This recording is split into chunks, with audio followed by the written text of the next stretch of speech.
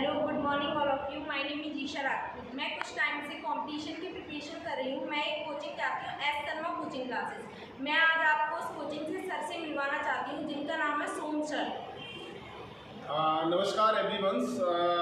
मैं S Sharma coaching classes चला रहा हूँ काफ़ी लंबे समय से और मैं बच्चों को ट्रेनिंग देता हूँ गवर्नमेंट सेक्टर में एंटर होने की, जहाँ पर मेरे यहाँ पर काफ़ी बच्चे सिलेक्टेड हो चुके हैं।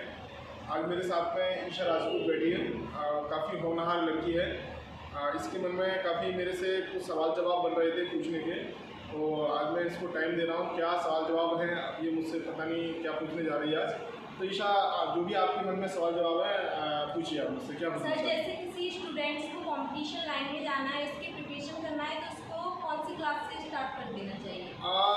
अमूमन देखा जाता है कि बहुत सारे बच्चे ग्रेजुएशन के बाद कंपटीशन की तैयारी करने आते हैं, बट आज के समय में मेरा मानना है कि बच्चा अगर 12वीं करके आ रहा है, पास करके आ रहा है, that is the best time. वो बहुत अच्छा समय माना जाता है। आप 12वीं पास करो और तुरंत कंपटीशन की तैयारी कर दो तो आपको एक लंबा टाइम पीरियड मिल जाता है और आपकी बिना किसी हेजिटेशन के, बिना किसी प्रेशर के तैयारी बहुत अच्छी हो जाती है। तो 12th क्लास के बाद one of the best times, बहुत अच्छा टाइम है। किसी भी गवर्नमेंट सेक्टर का एग्जाम क्वालिफाई करने के लिए बच्चे को कितना मैक्सिमम टाइम लगता है? जी, बढ़िया अच्छा क्वेश्चन है। ये करता है स्टूडेंट की कैपेबिलिटी के ऊपर, लेकिन आमतौर पर ये देखा जाता है कि मिनिमम से मिनिमम 1.5 से 2 साल तो फिर भी लग ही जाते हैं। देखो, वो दौर गया जब किसी समय बच्चे को लगते थे 6 महीने 8 महीने का समय। आजकल ऐसा नहीं है, कम से कम 2 महीने, 2 साल और 1.5 साल का समय तो आप मान के चलिए, इतना तो लगता ही है। और फिर अगर आप कंटिन्यू मेहनत करते हैं तब, और अगर आपने मेहनत में ढील कर दी, मेहनत उस तरीके से आप नहीं कर रहे हैं, तो इस समय बढ़कर 3 साल 4 साल और, तो ये समय 3 साल 4 साल और मे बी मोर भी हो सकता है। डिपेंड, बहुत सारा कुछ आपकी एबिलिटी के ऊपर डिपेंड करता है। बस मैं यही कहना चाहूँगा कि आप मेहनत करते रहो, समय की ओर ज़्यादा फोकस मत करो। समय एक दिन सबका आता है तो आपका भी आ जाएगा। ये शीशा, और बाकी क्या सवाल पूछिए। क्या सिर्फ इंटेलिजेंट लोगों की सिलेक्शन होती है? नहीं, ये बिल्कुल गलत मिथ्या है। ये गलत फॉल्स जो चलता है मार्केट में, समाज में, क्या इंटेलिजेंट लोगों की सिलेक्शन होती है, एकदम गलत है ये। मेरे यहाँ 10 साल का अपना मैं करियर कर चुका हूँ, अपना दे चुका हूँ टाइम इसको। मैंने देखा है कि होशियार अभी तक भी पढ़ रहे हैं और गधे हैं, या मिडिल क्लास का जो एवरेज स्टूडेंट है वो सिलेक्शन लेके लगभग 4 साल की जॉब कर चुका है। That is the not matter कि इंटेलिजेंट बच्चों की सिलेक्शन होते हैं।